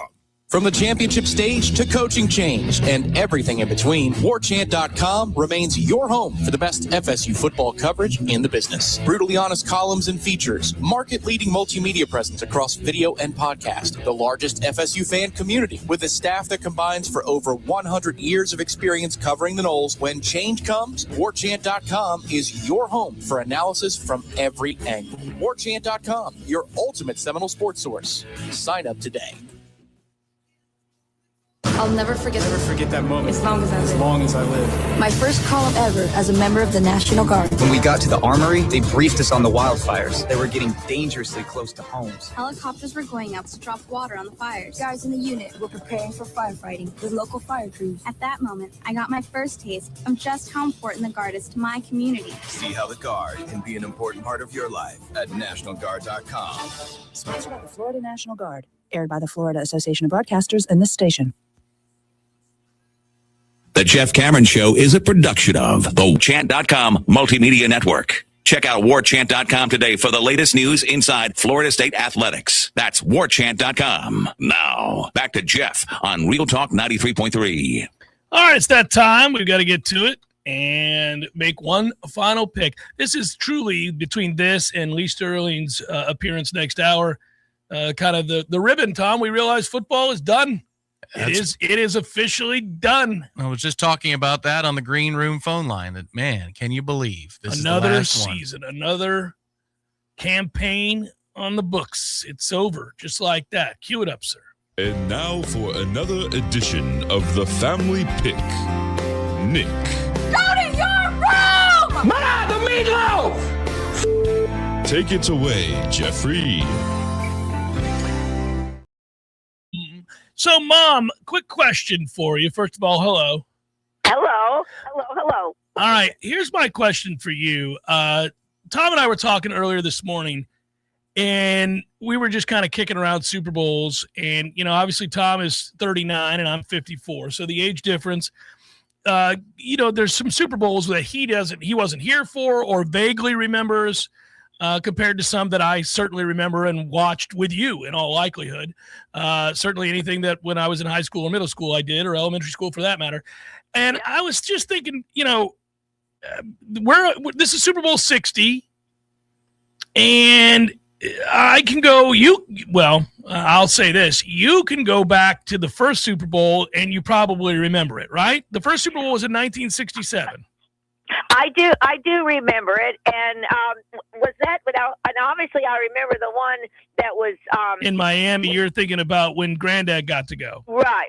With the Jets and the famous Joe Namath, you know, prediction. That was the third. That was the third Super Bowl. Many people believe that Super Bowl launched the Super Bowl to be what it is now, because it was just kind of a novel idea back when it first started. And you had Green Bay beat Kansas City 35-10 in Super Bowl I. It was in the Los Angeles Coliseum. But Super Bowl II and III were both played in Miami. And I'm trying to think, had you moved? So you moved to Miami what year? Oh, we moved to Miami in the summer, or let's see, no, maybe it was late. I guess it was late summer, almost fall of 65. Okay, so you had been there. All right. So 68, it's played in Miami. That's the Green Bay 33-14 win over Oakland. Then it's the famed one that Granddad got to go to. Joe Namath calls his shot. The Jets beat Baltimore, and it launches a new era. The Jets weren't taken seriously because they were in the AFL, and Joe Namath by the pool, talking to reporters, decides to let everybody know not only can we compete with the mighty Colts, we're going to win. I guarantee it.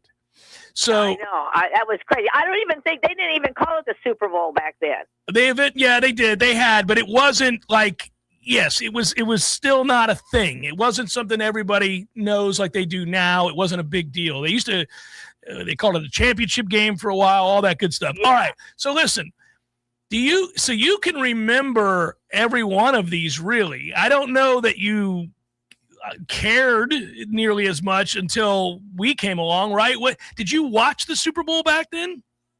You know, we did. I would. You know, it's funny because I did always love football and watch it, but not like I did after you guys started to play, right? And really got involved, and then I definitely tuned in. And became an avid lover of it. But I will certainly watch the Joe Namath Super Bowl because, of course, your granddad was there, and so we couldn't get over it. I mean, it was such a fluky thing that he got to go, and now thinking back on it, it was like, how amazing was that? Right. But our neighbor just came over and said, "Hey, I've got a couple of tickets. You want to go?" kind of thing. And anyway, but there's been a lot of great Super Bowls. Of course, the 2 Bucs ones, you know, are my absolute favorites. Of course. But there was another Super Bowl that I used to be a big Raiders fan. I actually don't mind the Raiders now, but the Raiders beat, I believe it was Washington. They did beat in Tampa. That's very famous. That was a famous one, and that was thrilling. That was in 1980. Well, it wasn't a good game. You just remember the ass kicking because that's the Marcus Allen run where he gets spun around and goes the distance. And yeah, they beat Washington's ass 38-9. That was in 1984. I remember it like it was yesterday. Yeah, and I think I really started to root for the Raiders when they had Bo Jackson because I'm a big Bo Jackson fan. Yeah, well, he's badass. Yes. Yeah. So that's what I think that's what sort of what started me. And then the first Kansas City Super Bowl with Andy Reid, because I'm an Andy Reid fan too. And when they won, and I was thrilled about that one too. Yeah, I think a lot of people were happy for Andy Reid because he was a lifer. And so, I'm sick of them. Well, you don't have to worry about them. They didn't make the playoffs this year. They're nowhere close. I know. So, but there's been a lot of good ones, but I really definitely love that one. And then that Raiders over Washington and the Jets one with the granddad in Baltimore. And I don't know. There was another one now. I don't know which. There's been a bunch of good ones, so I don't know. There have been a bunch of good ones, but this was freezing cold in Green Bay. Like it was like 30 below. Yeah, but that wasn't that wasn't a Super Bowl. That was the Ice Bowl. That was to get to the Super Bowl. Oh, okay. Well, I knew it was something because now that was some game. Yes, that was a freezing cold game. It's the Bart Starr game. He sneaks in, and they're down on the goal line. And before the snap, they're having to kick the ice off the bottom of their cleats and try to move ice so that they can get footing. Yeah, all of that. Unbelievable game. Unbelievable. Yeah. That's another epic game that I remember. There has been a lot of good ones. All right, Mom. So I do think, and by the way, I'm glad to have wrestled the championship belt from your arms. I know. Well, you better enjoy it because I'm here, boy. I'm coming back. I'm going to wear it proudly to like just regular Wednesday lunches and the like. I'm going to have people are going to be like, good God, Cameron, really? I'll be sad to see my name taken off of the marquee here for our segment. Well, Tom will make sure that he'll have the years you won, even if I'm like a 3-year reigning champion. He's just going to have Mom 23-24. There won't be any acknowledgement of my victories.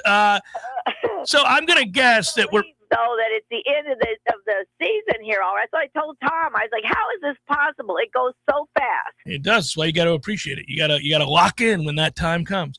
So I know it. So I'm going to guess here we're on the same side of this. I don't suppose that you're picking New England. You're going to pick Seattle, right?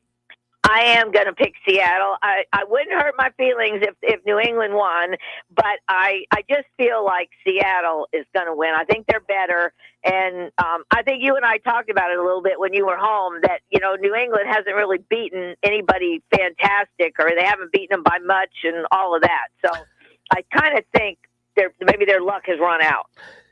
We'll see. They're going to need Drake May to play a lot better than he's played lately. Again, it's forgivable because he played great during the regular season and nearly won the MVP that Stafford won last night. But May was sensational until he wasn't. But there are mitigating factors for the reasons why he might not have played well in this playoff stretch. A, they went through 3 really good defenses, and B, the weather has been dreadful. So he's had, you know, a rough go. This should be a favorable setting. Let's put it that way. So, all right, we're both taking Seattle, and the ribbon will be put on the season. Anything that do you have an MVP vote? Do you think it's going to be Sam Darnold, Jackson Smith, and Jigba? Do you think it's going to be a running back like Kenneth Walker? Who do you got winning the MVP? Well, I think if the Seahawks win, I think it probably will be Sam Darnold. It's usually how it goes. The winning quarterback tends to win these awards even when they don't deserve it. Yeah, but I don't know. I kind of think he probably should. But now maybe it'll be somebody on their defense. Well, that would be something. Because their defense is something. It's very good. If they have somebody really make some amazing plays, they might pick a defensive guy. You know, for Matt Stafford though last night, and how cute were those little girls? I knew you were going to say that. I knew it was coming. Mom is always looking at people's family. Oh, look at those kids! Yeah, I know, but they were adorable. I think they have a beautiful family. I'm tickled for him. Well, Mom, it's been fun always, and I am lucky to have a mother who knows as much and cares as much about football as you do. I do get a kick out of doing this every year, and it started a long time ago on a whim. I started to bring you on to make these picks because I thought people would be genuinely intrigued by the fact that my mom is a football nut. And I appreciate that. It's worked well, and I appreciate you. So I'm sorry I had to beat your ass this year. I know, but it's okay. I couldn't lose to a better person. So that's okay. But I just say enjoy it while you can. Mom's coming back next year. I love it. God willing, I hope I am. And, so anyway, but I enjoy it every year. It's fun. I look forward to Friday every week, and it's lots of fun. And I'm glad everybody seems to enjoy it. I think so. You probably, like anybody else that's in a public forum, you probably have a hater out there that you're unaware of. There's somebody who hates your guts, I'm sure. But yeah.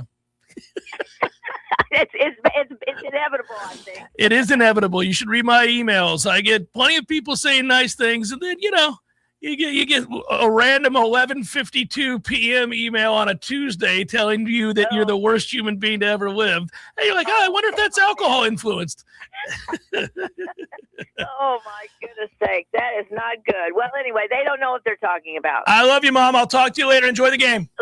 Thank you. Love you, too. Bye-bye. Bye-bye. There's Mom. We're both picking Seattle.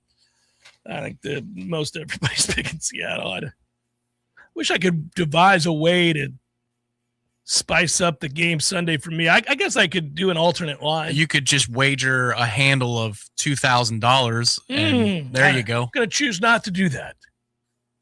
Don't have a strong feeling to the tune of $2,000 on this particular You could have Super Bowl. just a series of first quarter wagers, second quarter wagers, and then take stock at halftime. I have gotten carried away before with wagers. There have been wagers where I've gone, oh, I probably shouldn't have done that. That's a little spicy.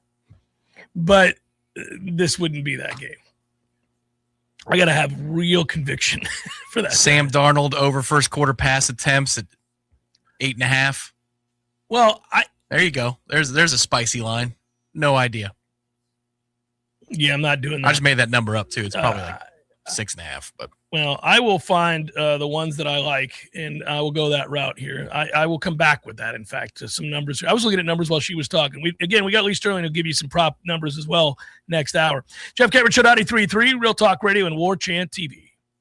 Your local news now. One woman is behind bars and facing a litany of charges after allegedly defrauding state agencies out of nearly...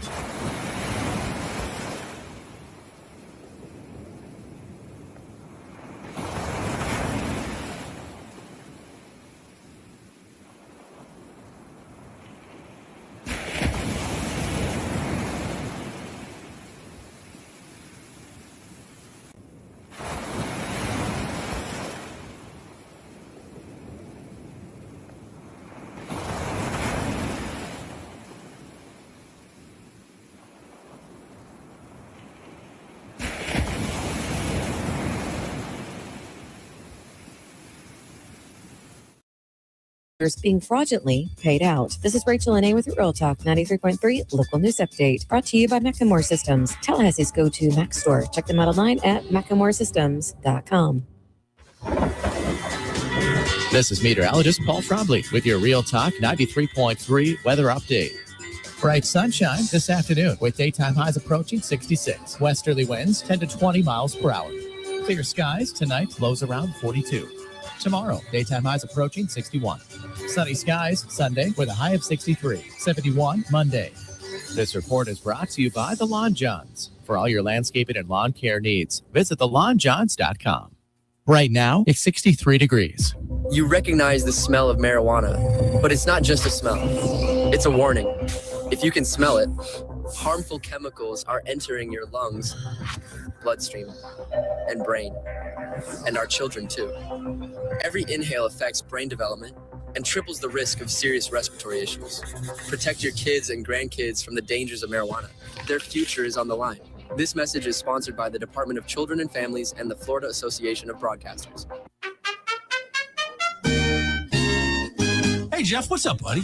I was just thinking, they never tell you that when you grow up, one of the things that you'll miss are the games that you created with your friends in the neighborhood. Oh, good days. So I would have my buddy come over, and then we'd make up these games that were kind of like a hodgepodge of every game that you've ever played. Kind of like the bikes we built. Correct, yes. And it's a grand experiment. In the beginning, nobody knows how to play the game, and you argue about what the rules are going to be. And in the end, everybody knows how to play the game. By the end of that summer, you know the rules, the neighborhood know the rules, and you play that game like it's the greatest game ever played. But they still try to break the rules, right? Oh, if you ain't cheating, you ain't trying. But at the end, Eddie, you're never going to play it again, and you'll think about it the rest of your life. And the best game you ever played was that game. Never been a better one. Hey, you want to have a Gordo Smash, Jeff? I do. I'd like that. Gordo's, bringing the flavor and flair of Cuban food to Tallahassee since 1996. The Jeff Cameron Show is a production of the Warchant.com Multimedia Network. Check out Warchant.com today for the latest news inside Florida State athletics. That's Warchant.com. Now, back to Jeff on Real Talk 93.3. Way back at the beginning of the week in searching for value wagers on this Super Bowl, I took Rashid Shaheed at plus 4,000 to win the MVP. There's a reason I did that.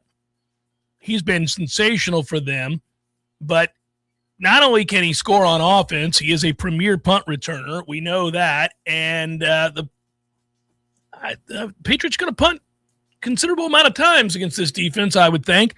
So he'll get the added opportunity. And all you really need is for him to do something on offense. And he's a speedster, so maybe it happens. You could look the other way.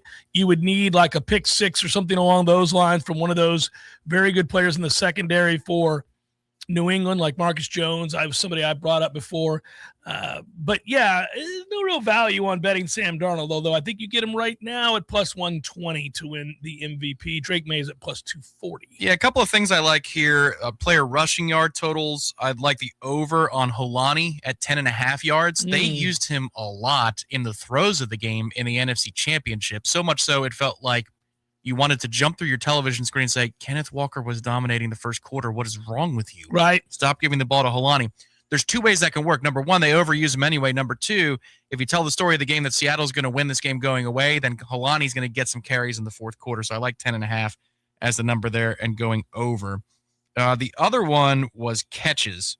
Ramondre Stevenson, they have it at 3.5. You're going to go over that? I'm going to go over that. Wow. They like to use him in the pass game anyway. They don't like to use Henderson. Ramondre Stevenson is their dual guy, and it's shaded to the over at plus 125. I should say it's shaded to the under, so it's plus 125 on the over.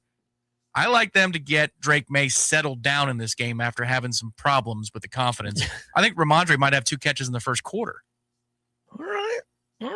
I'd say 4 is a lot for a running back. Is the problem? It is. It's. But I also that secondary is so good. I think that the check down is their path to a passing offense in this game. So if they were bad in the secondary with Seattle, then I'd say, well, never mind. That's not a smart play. But I think the mismatch for them, if they're going to get things moving, is up the seam with Hunter Henry, or it's out of the backfield with Ramondre. I like it, Tom. You're going off the chart there for most people. I like it. All right. Sprinkle a few in there. I like, by the way, just in terms of a gameplay for the blinks and giggles, I just like Seattle in the under, and I'll lay the 4.5. I'll play the under, and I'll take Seattle, and I'll lay the 4.5. I may lay 6.5. Spruce it up and get some more plus odds. Here's an interesting one for you. Okay. There's so many of these. Rushing yards for JSN, 1 yard is all he needs, and it's plus 260. Here's why. They've already shown that in the backfield formation with JSN. Don't you think they have a run off of it? One time, yeah. One time. They just run it right up the middle with him. Could be in the red zone. They go to the 5-yard line. They try a little run.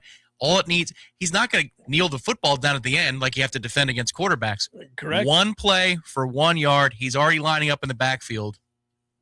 Plus 260. I want to point out while we're talking about wagering towards the end of the hour here, you see my man Siwoo Kim today? I'm riding the Siwoo Kim train, buddy. I'm telling you now, this is 3 weeks in a row I've had him. Shot 800 today. He is at -6, 4 shots off the lead. Siwoo coming out of nowhere. Right back in there. Love you, Siwoo Kim. That's a player's champion right there. He's a player now. I like me some Siwoo. I'm pleased. Hideki Matsuyama, who I also love, is he shot a 64 today. That'll work. He leads the group at the top. Goddard hasn't teed off yet. Akshay Bhattia's having a good. Steven Yeager, my guy, who I will always love. Look at you, Steven. Always got a big place in my heart, Steven Yeager, for that outright victory over greatest player in the world. It's pretty amazing. See it that way. Your boy, Nikolai Hogard, who you love, is 1 under through 2 today. He's on the course now at -6, 4 off the lead. There you go. I'm a big Tor Bjornsson guy. That's my guy. He is at -5. He's even through 2. He'll have to get going for you, but he should. He's right there. He's got a chance. Victor Hovland's playing well. All right. We're starting to get the names in this thing. Brooks is trying to make a go of it. I don't think he's going to make it, though. He's 2 under on the day, and he's 2 off the cut line at the moment, but that cut could go lower. Daniel Berger has just teed off. He's 4 under. Speaking of Knowles, he's in the top 20, and he's fresh off a top 20. He's playing well. He started playing well at the end of last season. I think it took him some time after all the injuries. We'll see. Oh, Brooks' round is over. Yeah, he's going to miss the cut. Well, we watched him yesterday for a few holes. He's got the mallet putter. Can you ask Trey to ask him? Let's go back to the blade. What I will tell you. What are we doing? What I will tell you is he didn't make a putt outside of 4 feet yesterday. Now, this speaks to a larger problem than just the mallet putter. He's got issues. That was, first of all, I think the mallet putter speaks to what you're talking about, which is real concerns that he has with his putting right now. The fact that he switched back to it, he's searching. But then secondly, they have those little face, those are almost like physics professor's dreams, like the plates, the contact plates, where you can see what the face is. It closes, it open. The mallet kind of cancels that out, but you lose touch, you lose feel. Well, what's very interesting is that I think he's in a bad place on the greens, just period. I think it reveals that, and the fact that he didn't make a putt over 4 feet yesterday. What are we out here doing here, Brooks? Yeah, putting with a mallet. That's what we're doing. That works for Scotty. Okay, Scotty needed help. You're a better putter than Scotty, I think. Now, you were. You're not now. He found a mallet. That's what he needed because he was never good until he found the mallet. Right, well, and even now, he's up and down in the putting. When he's good, he's really good, though. Yeah. His extremes are weird because when he's good, he can be the best in the field. When he's bad, he can be one of the worst in the field. It's just strange to see somebody that good, that talented, play that poorly in one aspect of the game at all. In a given week, everybody goes through these ups and downs. You see guys that tee to green could be the best player in the world. And they have a bad couple days, miss the cut. And you're like, good God, he was last in the field. That happens, golf. But it is rare to see somebody who is a really bad putter become a really good putter, and vice versa is true usually too. You rarely see somebody who's an elite putter suddenly can't putt. I mean, it can leave you, but I mean, come on, man. Brooks has extremes. He does. It's very weird. I think it all stems from the two-way miss off the tee, and it influences his confidence across the board. The only thing that he does consistently well, even when all is falling apart, is hit long irons. He's one of the best long iron players in the world. Yeah. It's the same. It's interesting because I don't love his swing, never have, but it works for him. It's simple. It's simple. It works for him. A little outside. Yeah, a little too far outside. When they show that from the back angle, I'm always like, don't do that. It bothers me. But hey, all you got to do is square it up, and he does over and over and over again. 5 majors, and he can hit it for a mile. So that's fine. You can do that. Something to point out here, and I'm glad it happened. People will point to it in a different way, but the story reads as follows. Indicted Cleveland Guardians pitcher Emmanuel Clase is accused of throwing suspicious pitches. We already knew this, right? Now, you remember when this story broke last year? And I said at the time, and I'll stand by it, and now I think it's going to be confirmed, he would never pitch in the majors again. Now I know he won't ever pitch in the majors again, and I cannot fathom the mindset, how broken, battered, bruised, beaten down, and insane you have to be to throw away the millions of dollars that this dude threw away to make a couple of thousand here and there on prop bets about a pitch? You got to be so messed up. It's an addiction. Yeah. Be like being addicted to drugs. It just, this one happens to directly impact the game itself. Well, you're done. It's over. Yeah. And they caught you. And the only reason they caught you was because it's legal, meaning that people are paying attention to these games and scrutinizing these games. That's the whole thing. It's back to the whole legalization of drugs argument, if you'd like. But the point is this. At that time, they thought it was one or two. It was like, nobody on earth, I don't care how much they're paying attention, can deduce whether or not somebody is intentionally throwing a ball or a strike by looking at a sample size of one or two. Like, there's no way. It just didn't even read right. They're like, but 2 to 5 pitches we think might have been not on the up and up based on betting that was done by associates of Class A. Good luck proving that, man. 5 pitches? Come on, man. Yeah, it's not 5 pitches. He's accused of throwing suspicious pitches to benefit bettors in at least 48 different games. That makes more sense. I was wondering how they were zeroing in on 2 pitches. I was like, there's no way. This doesn't even read right. There's no effing way. No, that's the investigator having the moment in the movie, and the camera pans in on the investigator's face, and then the television screen, and the investigator, and then the television. Right. And he goes, Lonnie, run that back. Mm-hmm. Let me see that again. Oh, 100%. And it's always riveting when that happens. Yeah. Those are always good scenes where he's just like glancing over. Can you run that back? You're like, oh, what? He's on to something. Mm-hmm. He's on to something. Yeah, man. And then he decides the next night, all right, let's sit down here again tomorrow night, same time. Let's see. I'll get the pizza. This is going to be a slider. It's going to be a slider. Here Slider. He backs up in the chair. Yeah, everybody's like, yeah, I think you're right, boss. You're on to something. Yeah. 48 games over 2 years where he was intentionally missing to make bettors money. That's an indictment filed yesterday. He's done. And former Pirate, Luis Ortiz. Now, he didn't do this in Pittsburgh that we know of. He was traded at the time. But he, too, is in big trouble. Doubt it never happened in Pittsburgh. Anyhow, Class A and Ortiz out of baseball and maybe on their way to prison.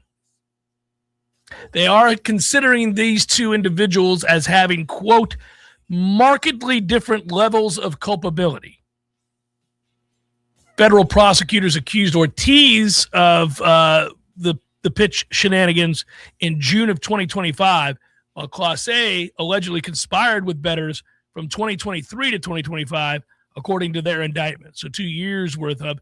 And I'm curious to see if they're going to get a conviction on the Ortiz one, because they said the indictment did not contain evidence of Ortiz communicating directly with the bettors that they think he was in cahoots with, whereas Class A's dumbass is texting the bettors. Okay, well, I mean, come on, my man. So is Ortiz placing wagers on himself? I don't understand this. If he's not in contact with bettors, how's he fixing the pitches? Well, he may very well have been in contact. He just wasn't dumb enough to use his phone to the Coach K plan. Yeah. You offer him the money. Right. Yeah. What are we doing? That's going all the way back, man. It's like these coaches that wrote checks to players back in the day with their own name from their own account, things like that. Or, when you'd have that one was always my favorite because that did happen. Who was it? Oh, that was UCLA. That's right. And the coach who went on over to Georgia. Yeah, he was writing checks. Kevin Brown, former baseball player who threw a heavy ball, wrote checks for steroids. He did? Yeah. Was that Balco? What was that? Yeah, when they were he had steroids delivered to his door and wrote checks for it. It's fantastic. You go deep dive into all the steroid stuff and how they caught a lot of these guys. It wasn't just simply word of mouth. Some of these guys, just straight up writing checks. It was the Mitchell Report. For Diana Ball. The Mitchell Report. Back in the day. That's like talking about a middle infielder from the 90s, with all these scandals. Well, the Mitchell report not only named players, but it was hilarious because if you read what they wrote in the Mitchell report, you'd see stories like that. You're like, this player at this time went to this house and wrote a check for, $60,000 for 6 months worth of whatever it was. Evidence included express mail receipts and shipping documents for cash payments from Kirk Radomski, who is at the center of the Mitchell report. So, this guy, Class A, is done, man. Threw away his career. Now, he's pled not guilty, but I think they got him dead to rights here. Kevin Brown was introduced to Radomski by teammate Paul LaDuca, who I don't care. I love him. Paul LaDuca is fine. You know who loves Paul LaDuca? David Ross. David Ross. Mm-hmm. 3-time All-Star Class A was on the 4th season of a 5-year, $20 million contract. I mean, you're set to make $20 million. What are you? Well, and he was going to hit the open market and make some coin. He was not sliding back as a pitcher. He was still very, very good. He was dominant. It's insane. Final thing on baseball as we're getting closer and closer, pitchers and catchers reporting and all that good stuff. Go check out, if you'd like, 78 All-Stars and 190 Major Leaguers that are dotting the rosters for the 20-team World Baseball Classic, buddy. Some got frozen out like Lindor. You know why? He wrote insurance purposes, right? They couldn't get insurance because they're so injury-riddled. Get it together. And they're worth a lot, too. Mm-hmm. It's a big contract. Yeah, so that's some of those guys couldn't get it. Yeah, Mike Trout couldn't get it either. They're like, yeah, man, no. You're always hurt, dude. We're not insured. Will you be running? Will you be swinging a bat? Does this require you to be outside? Will you be throwing a ball at any point? We're not insuring this. We can't do it. I know. Can't do it. Final hour of forthcoming. Lee Sterling, Paramount Sports, to join us to get some props out there. It's Jeff Cameron Show, 93.3 Real Talk Radio, Warchant TV. Introducing the